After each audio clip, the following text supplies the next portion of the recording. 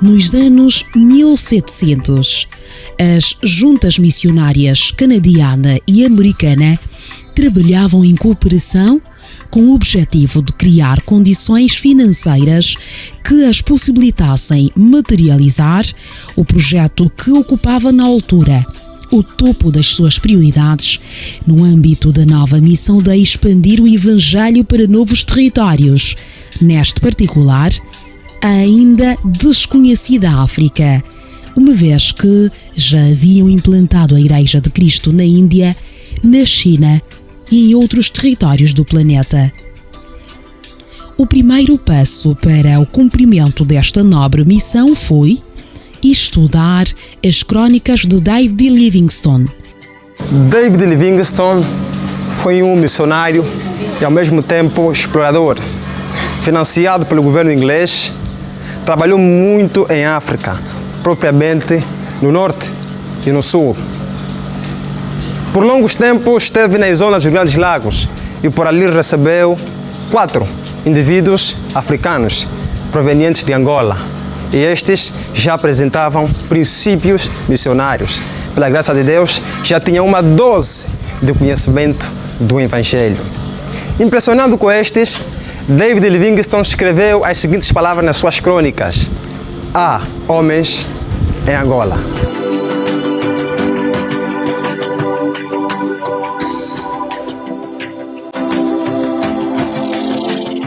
Por volta de 1700 é que apareceram as juntas missionárias das Américas, tanto a da América como a do Canadá, tinham muito dinheiro, mas muito dinheiro mesmo, porque houve uma fase muito importante nas Américas. Aqueles que tinham muito dinheiro sem fazer trabalho doavam o dinheiro à igreja. Alguns que já eram velhos, alguns tinham as heranças dos bisavós, dos avós e dos pais que morreram. Não tinham nenhum trabalho para fazer com aqueles montões de dinheiro. São milhões de dólares. E então muitos deles trouxeram o dinheiro à igreja, especialmente quando ouviram que há muitas igrejas missionárias na Ásia, na Índia também é Ásia, mas Índia nós mencionamos assim de um modo especial. E aqui na África também, na África do Sul, na África do Norte. Entretanto, a igreja, como tinha muito dinheiro, o que é que vamos fazer com esse dinheiro? Muito dinheiro mesmo. O que é que vamos fazer? Já temos as juntas americana e canadiana, as duas, como trabalharam em cooperação. O que é que vamos fazer com esse dinheiro? E alguém disse: olha, vamos começar uma nova missão. São indivíduos que já tinham a ansiedade missionária, já tinham a ansiedade de talvez Deus trabalhou já com eles com uma pequena dose de uma luz do Evangelho. E falando com eles, ele reconheceu que, poxa, em Angola também vêm homens com essa capacidade. Ficou muito admirado com eles. Ficou com eles há algum tempo, mas ele, David Livingstone, anotou no seu diário. No dia tal, às tantas horas, recebeu uma delegação. Não sei, parece que as crônicas que eu li, nos livros que eu li, não disseram quantos homens. Deviam ter sido 3, 4 homens angolanos que estavam nesta área dos Grandes Lagos com David Livingstone. E ele escreveu que há homens em Angola que têm sede de muita coisa. E então aquilo ficou nas suas crônicas. Quando os missionários, portanto, tiveram esta ideia, alguém diz, olha, vamos ler as crônicas de David Livingstone. Leram e disseram, é verdade. Nós devemos começar a nova missão realmente em Angola. A frase, depois de lida pelas juntas americana e canadiana, reforçaria ainda mais a decisão dos missionários que veriam a eleger o território angolano como local ideal para dar início à nova missão, a começar pelo centro Bié, mais propriamente na Imbala do Icovongo. Vai por volta de 1790 e então com este apelo apareceram 3 jovens universitários. Não acabaram ainda a universidade. 3 jovens universitários para fazer esta missão, este trabalho.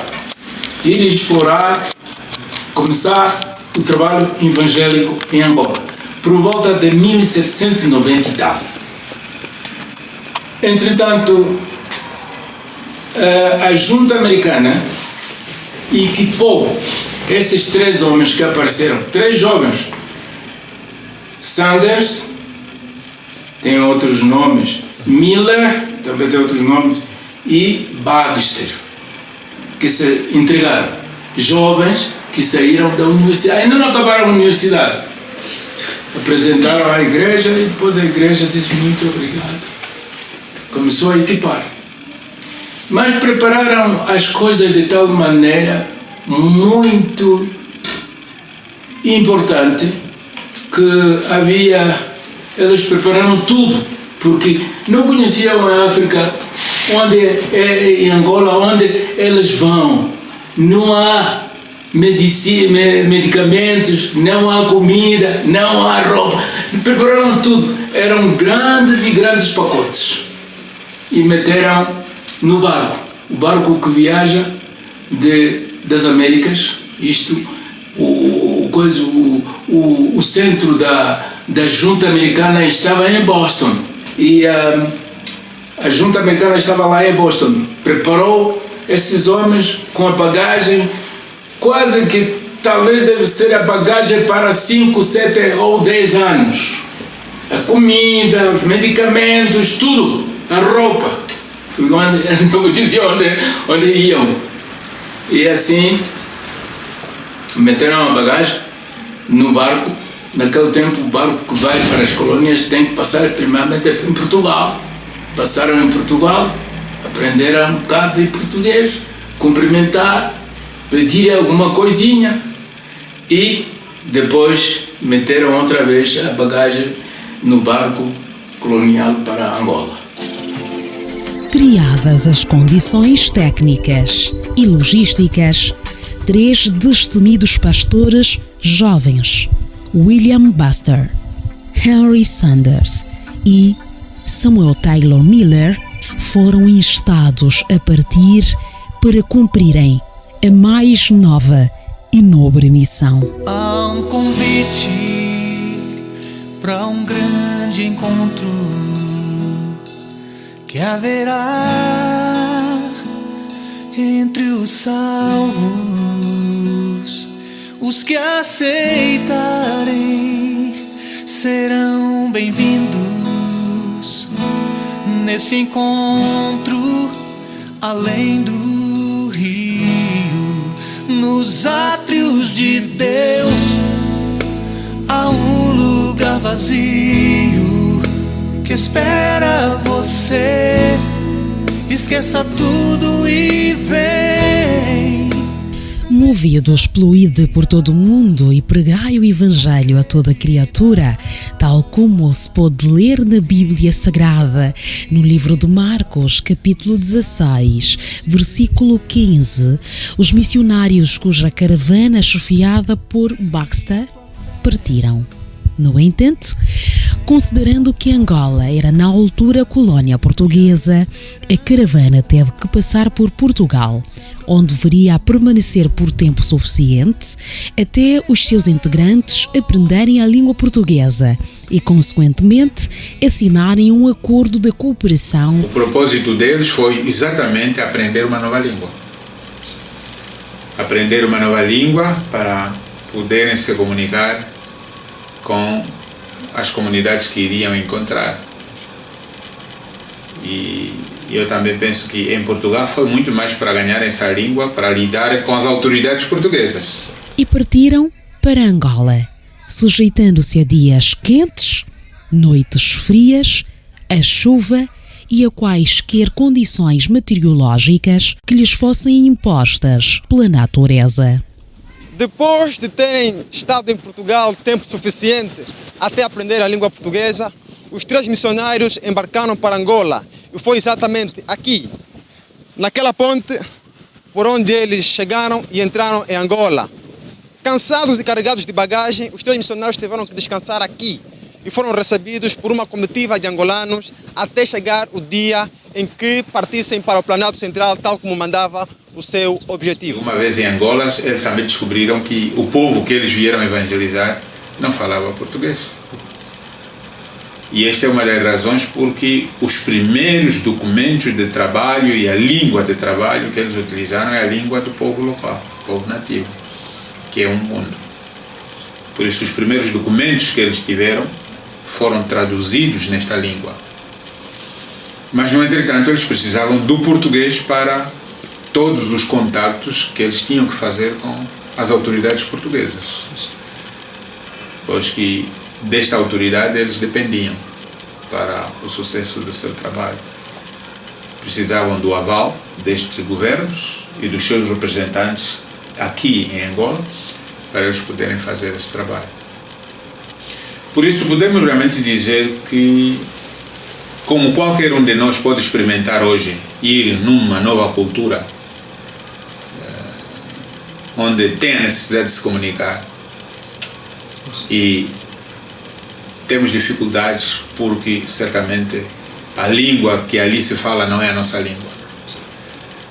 Eu penso que eles também experimentaram essas dificuldades de estar em Portugal, a aprender o português, quando na realidade eles se sentiam mais facilmente se exprimir na língua deles, que era o inglês.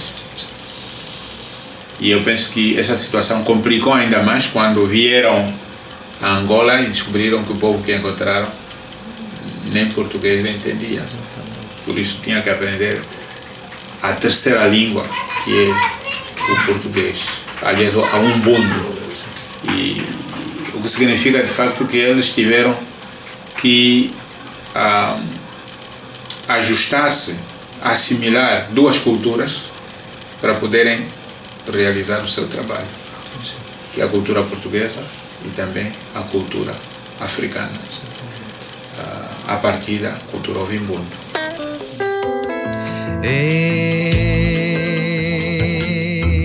Tua pitila que kulu swangala suku atulava. Algum tempo depois, os missionários partiram de Benguela seguindo para o Bailundo. Porém, o seu destino eram as terras do Sobandunduma, o soberano do Bié na altura. 15 dias de viagem de Benguela até Bailundo. Olhando para os nossos dias de hoje, 15 dias de viagem de Benguela ao Bailundo parece ser uma brincadeira, mas era assim, porque não havia transportes. Até a história mostra que houve uma grande caravana, uma caravana de 95 carregadores, apoiados por 2 tipoias, um boi, um cavalo e 7 burros. Esses formaram a caravana para levar os missionários até ao Bailundo. Então, tal como já o dissemos, do Bailundo chegaram no dia 26 do mesmo mês, portanto o mês de março, e ali foram recebidos pelo rei Equique II. O Soma Balundu, ao aperceber-se da bagagem intelectual que os missionários carregavam consigo, convidou-os a permanecerem por algum tempo na sua embala para que partilhassem o seu conhecimento consigo e com a comunidade. O convite foi aceito. Quando os missionários mostraram ao rei Equipe, já que eles, querendo passar para o Bié, não foram permitidos pelo rei Equipe, temendo que talvez fossem traidores, e obrigou-os que permanecessem no Bailundo. Mas parece-me que foi uma grande providência de Deus, porque eles, tendo se estabelecido no Bailundo, o Bailundo passou a ser o centro para a disseminação do Evangelho em quase todo o país. Por isso valeu a pena terem se fixado no Bailundo. Mas sabe-se, por exemplo, que a dada altura, quando foram falar com o rei, mostrando o que é que lhes levou para lá, tanto isso atendendo à chamada do rei, eles começaram a falar dos mandamentos, os mandamentos da lei de Deus: não matarás, não adulterarás, honra teu pai e a tua mãe, não farás isso e aquilo. Então o rei olhou para eles e pergunta: é só isso? E eles responderam que sim, era só isso. Naquela altura o rei tinha a sua maneira tinha que repetir tudo aquilo que foi dito pelos missionários para a sua equipe, para o seu séquito. E depois de fazer esta retrospectiva, ele diz: não, mas tudo isso aqui na nossa terra nós já fazemos, já cumprimos, nós já sabemos que matar é pecado, nós já sabemos que a pessoa não deve adorar outros deuses, já sabemos que é preciso honrar pai e mãe, mas é só mesmo isso que vieram trazer para nós. Então isto chama a atenção aos missionários, que deviam falar do plano salvífico de Jesus. E começam então a falar da obra salvadora de Jesus. Desde que Jesus veio ao mundo, o que ele fez, o que ele ensinou, por que é que ele veio ao mundo. E então passaram a ensinar esta verdade ao rei Equipe e o seu staff. E o rei Equipe mostrou-se interessado, pedindo que no outro dia voltassem a falar daquelas verdades. E então, a partir dali, a igreja começa a se fortalecer. A permanência no Bailundo parecia tranquila, até que um comerciante português de nome Braga, sentindo-se incomodado com a presença dos missionários, viria a proferir mentiras ao rei. Por sua vez, o rei, escutando a este, expulsou os missionários, mandando-os de volta para Benguela. Um branco, identificado por Braga, que era vendedor de aguardente lá no Bailundo, porque os missionários ensinavam contra o uso de bebidas alcoólicas, e o ensino dos missionários estava a fazer com que o negócio do branco já não estava a correr devidamente. Então ele vai ter com o rei para mostrar que aqueles missionários eram traidores, podiam fazer alguma manobra e a montanha do Bailundo acabar por cair sobre o povo do Bailundo. Então o rei, enfurecido, acaba por expulsar os missionários.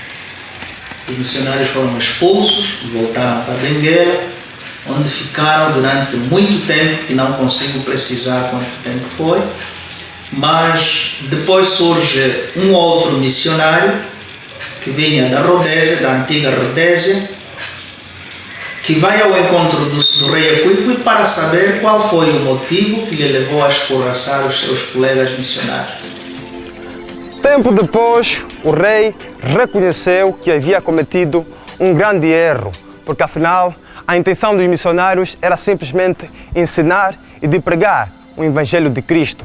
Consequentemente, o rei implorou que os missionários voltassem e continuassem com o trabalho que haviam começado. Sendo assim, a caravana não voltaria completa. Bem, também é verdade que quem sai de um país com um clima diferente, se não for muito forte, é atacado pela doença e morre. E é o que aconteceu com aquele que morreu e foi enterrado em Benguela. Quanto mais ao resto, realmente foi uma coragem de querer começar onde ninguém havia pregado o Evangelho. E também é verdade que as missões começaram muito antes de eles virem aqui. E quando os missionários chegam no Bailundo, o rei Aquiqui pediu desculpas e ao mesmo tempo achou que devia estabelecer um pacto com os missionários.